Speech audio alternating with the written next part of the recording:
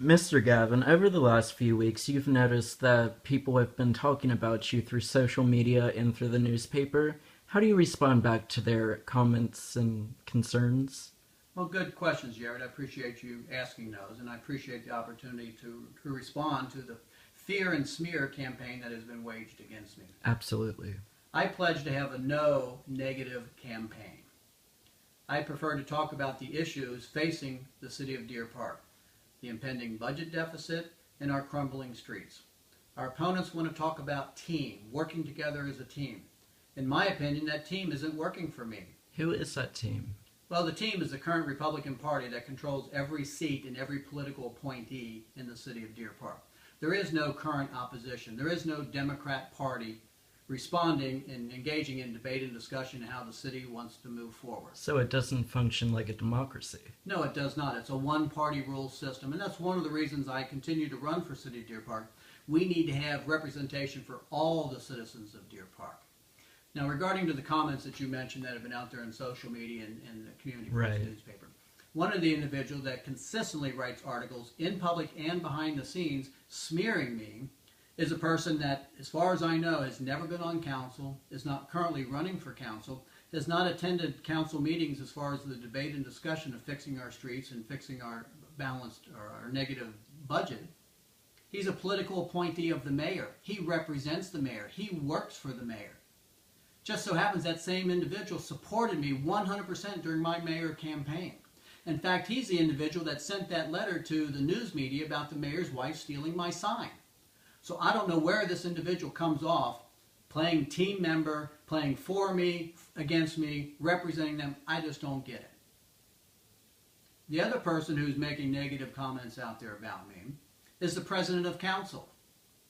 The president of council, his job is to ensure fair and balanced debate during council meetings. His opinion is not warranted during council meetings. In fact, he has no vote during council meetings. He brings up an old issue about the crossing guards. Let me tell you what happened during that crossing guard issue when we had to go through budget cuts on there. He makes a comment, and again, president of council, he's not supposed to be making comments. He says the safety is not the safety of the children of Deer Park is not council's concern. Whose concern is it, though? So the next day I go down to the school board meeting, said city council said the safety of our children is not council's concern. What say ye, school board? Their answer, I accepted it, said our job is to get the school kids on and off the school property safely. Okay, Matson and Plainfield is not school board property. I understood that. So that's why I started going down there every morning, crossing the children at the dangerous intersection on there. Before long, the police show up and say, here, you got to sign this liability waiver. You need to take an insurance course on there. I did get to thinking about, man, am I taking on unnecessary responsibility? But more importantly, after standing on that street corner for probably a month or two, even after the mayor's campaign, there's 10, 15 kids every morning that cross that street. A couple of them are very small little kids, and I was very concerned about their safety on there.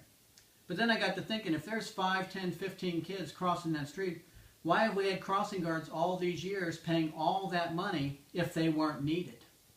That decision should have been looked at years ago. But said they'd rather just ignore it. I asked for a school board representative to come before council. I asked for the police chief to come before council. I asked for whoever oversaw the school crossing guard people to come before council. I asked whoever's in charge of the DARE program to come before council to explain to us why we should keep those programs in force. Did those 4 people show up? None of them showed up. Did they follow up with any comments? None of them followed up. The cuts were made, end of discussion.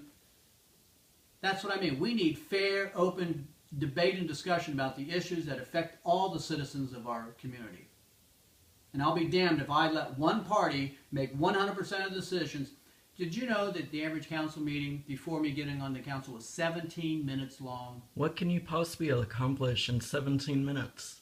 Obviously not very much. 59% of our streets are crumbling. We have a $250,000 budget deficit next year that's going to grow to over $500,000 in just 4 years. This town is going over a fiscal cliff, and they decide to do nothing about it. I will not stand for that. Vote for Sean Gavin this November, Deer Park City Council. We will make the positive changes. We will not accept status quo any longer. Thank you for your comments, Mr. Gavin.